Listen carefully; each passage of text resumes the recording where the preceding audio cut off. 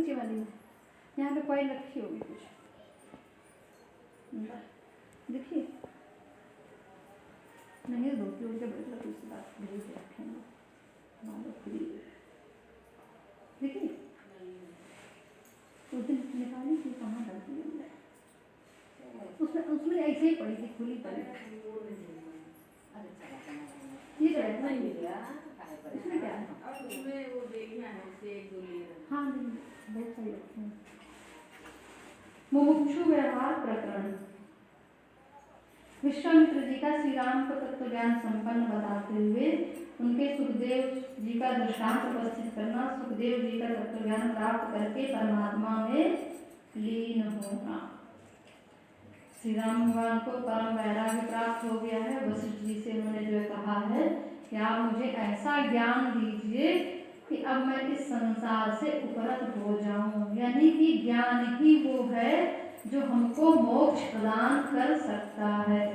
ज्ञान से ही केवल मुक्ति है और कर्म से बंधन है। ज्ञान जो है सारे कर्मों को भी जला देता है। ज्ञान जो है हमारी वासनाओं को भी जला देता है और पाप को भी वो जला देता है।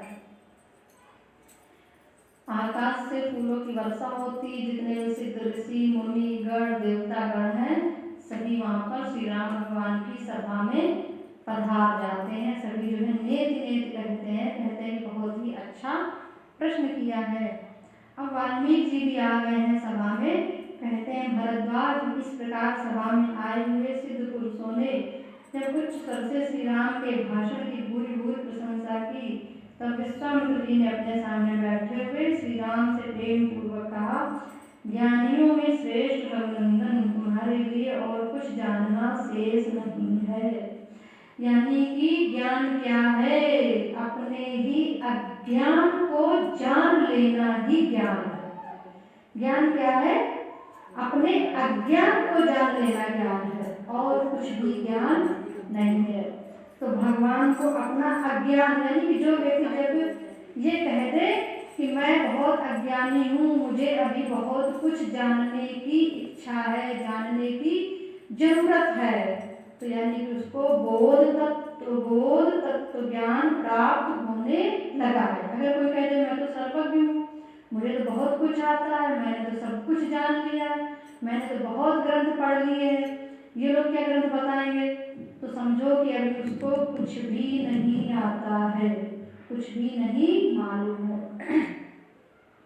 परमात्मा क्या है? परम तत्व आखिरी में जाकर के शून्य हो जाता है। जैसे भी परम आखिरी तत्व 9 में से 8 घटाओ 7 बचता है, 7 में से 8 घटाओ 7 में से 3 घटाओ 6 बचेगा, 6 में से 3 घटाओ 5 बचेगा, 5 में से 1 घटाओ 4 बचेगा। तो 9 में से 8 घटाओ, 9 में से 1 घटाओ तो 8 बचा, फिर 8 में से घटाते हुए चले जाओ, 1 को पीछे घटाते चले जाओ, तो अंत में शून्य ही बचता है। तब जब हमें जो है शून्य की परम तत्व की यहाँ पर जहाँ की उसके बाद कुछ भी ना रहे, कोई भी तत्व ना रहे, तब क्या है? परम ज्ञानी भगवान में स्थित हो जाता है। निर्गुण, यानी कि सारे गुण हट जाए, है ना। तो गुणों की प्रशंसा कहाँ पर है? गुणों की प्रशंसा संसार के लिए है ना, और व्यवहार के लिए हमको गुण चाहिए। कहते हैं कि जो वक्ता प्रवचन करता जिसके अंदर ज्ञान के साथ में व्यवहार कला भी हो, व्यवहार की भी गुण हो, तो उसकी बड़ी पूजा है, ठीक। लेकिन परमात्मा को पाने के लिए क्या है? हमको निर्गुण होना है, सभी गुणों को हटाते हुए चले जाना है, बिल्कुल एकांत में, बिल्कुल शांत स्थिर। जब तक कहीं कुछ है तो निश्चय ही क्या है? खनक है, शोर है, उद्भव है, प्राकाट्य है, झगड़ा है। जब कहीं कुछ है ही नहीं, निर्वाक है, तो वहाँ क्या है? शून्य है और परम शांति है।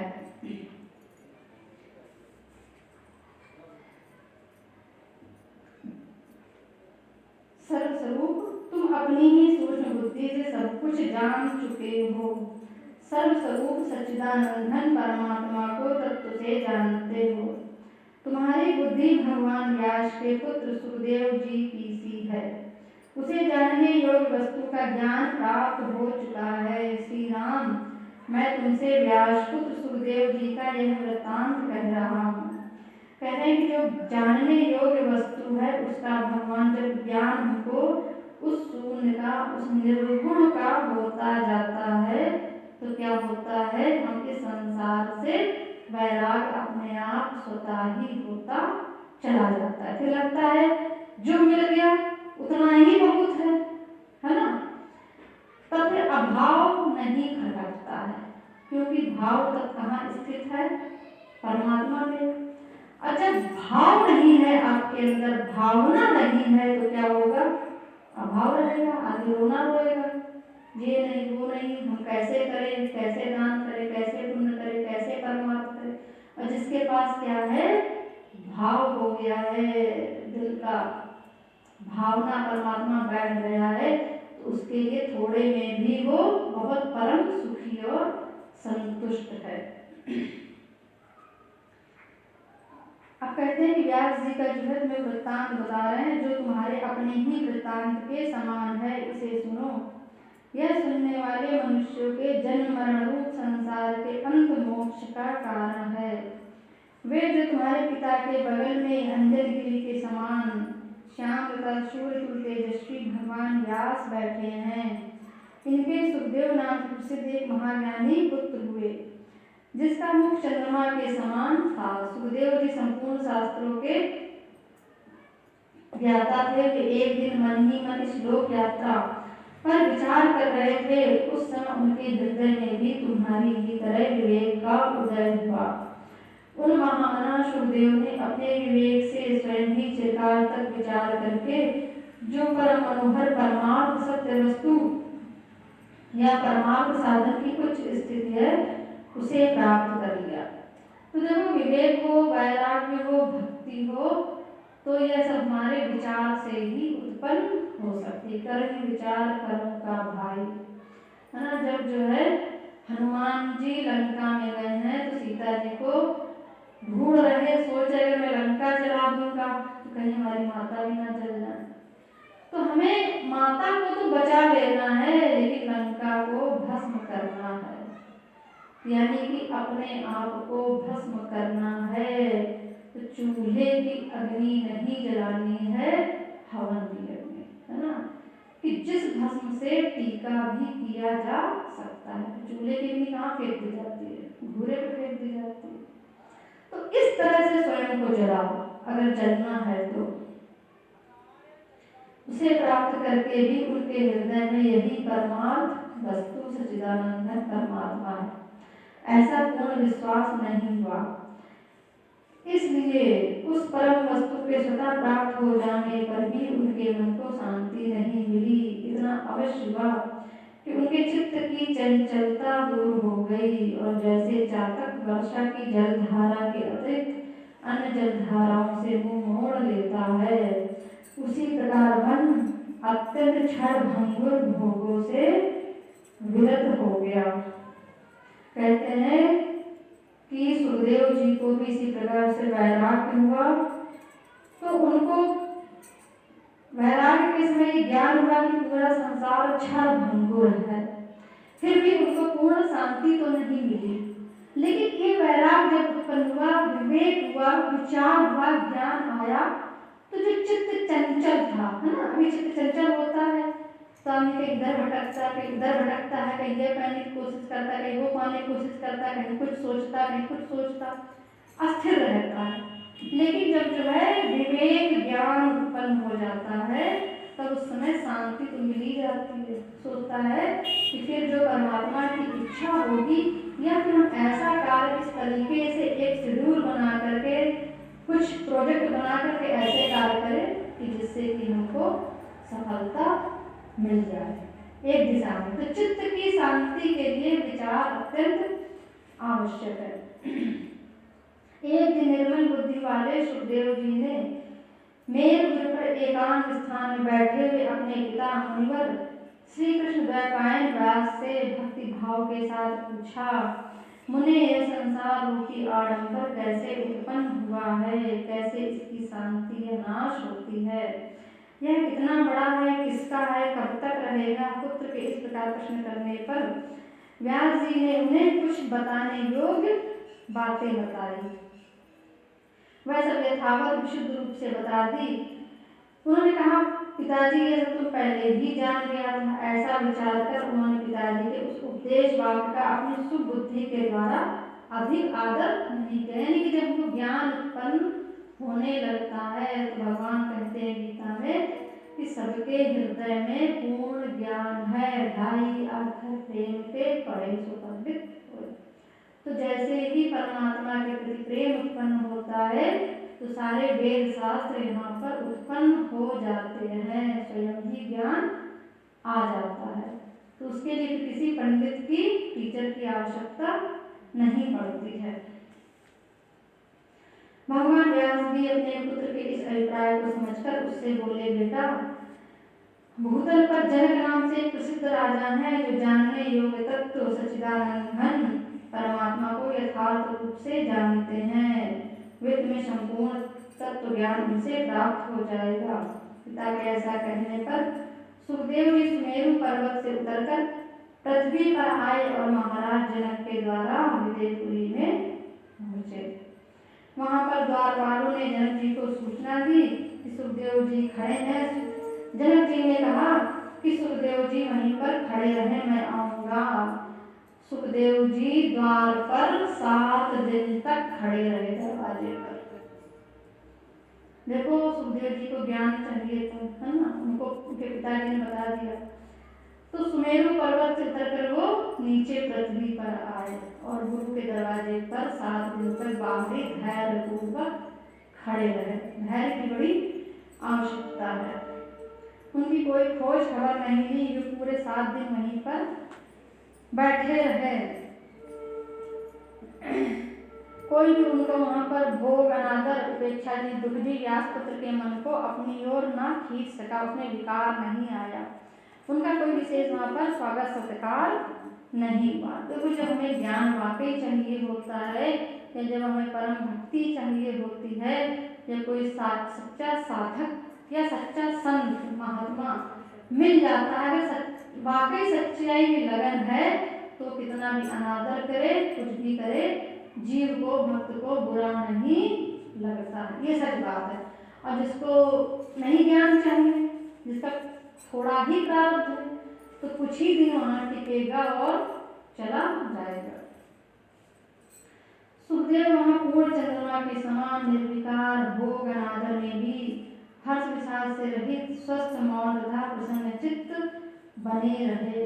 इस प्रकार परीक्षा द्वारा यह जो राजा जनक जी उनकी परीक्षा ले रहे थे, परीक्षा के लिए उनसे इतना धैर्य करवा दिया। फिर इसके पश्चात जो है राजा जनक वहां पर बाहर आते हैं, उनसे मिलते हैं। सुखदेव जी ने कहा, महाराज, मैं जानना चाहता हूँ कि यह आडंबर संसार कैसे उत्पन्न हुआ है, कैसे यह शांत होता है या फिर इसका विनाश कैसे हो जाता है, मुझे बताइए। राजा जनक ने कहा, इस ब्रह्मांड में एक अखंड चिन्मय परम पुरुष परमात्मा के अतिरिक्त और कुछ भी नहीं है। देखो, सत्संग में आओ तो कुछ लाइनें जरूर पकड़ के ले जाओ, है ना, यहाँ पे दिमाग में बैठा लो उनको, कहे उसका चिंतन मनन जरूर करो, है ना, तभी जो है पूरा लाभ मिलेगा इस जीवन में। अन्यथा क्या होगा, गाँव जाके चलेगा, फिर वही हाथी की तरह, हाथी को नहला धुला खड़ा किया, फिर जाके धूल में लौट ही आया, फिर वैसे ही हो गया। तो वो स्थिति ना आए, है ना। उन्होंने कहा, आपने स्वयं विवेक के द्वारा इस तत्व को जाना है और फिर गुरु स्वरूप पिता के मुख से इसको सुना है। इससे बढ़कर दूसरा कोई निश्चय जानने योग्य तत्व नहीं है। कह रहे हैं कि आप स्वयं जानते हैं, महसूस किया है, आप बालक होते हुए भी विषय भोगों के त्याग में सूरवीर है। यानी कि सूरवीर कौन है, पहलवान कौन है, वही पहलवान है जिसने किसी का हक नहीं मारा है, किसी से छीना नहीं है, बस वो निरंतर त्याग करता चला जा रहा है। यानी विषय भोगों पे भोगने के लिए ही तो सारी लड़ाई मची है संसार में। परमात्मा को पाने के लिए कोई लड़ाई है ही नहीं, है ना। वो है कि तो भजन करना, कंठी माला लो, निकलो घर से बाहर, तुम्हें तो जमीन जायदाद क्या जरूरत है, लोग ऐसा बोल देते हैं। वही बात है। आपकी बुद्धि दीर्घ काल तक बने रहने वाले रोग रूपी भोगों से पूर्णतः विरक्त हो गई है। अब आप और क्या सुनना चाहते हैं? उसे आपने पूर्ण रूप से पा लिया है। आपने अपने अंदर आपका चित्त पूर्ण काम हो गया है। आप दृश्य वस्तु की ओर दृष्टि नहीं करते। कितनी बड़ी बात है। देखो, जीवन मुक्त होने की हमें विशेषताएं भी मालूम होनी चाहिए कि जब मोक्ष होता है, मुक्ति होती है, तो उसके क्या लक्षण होते।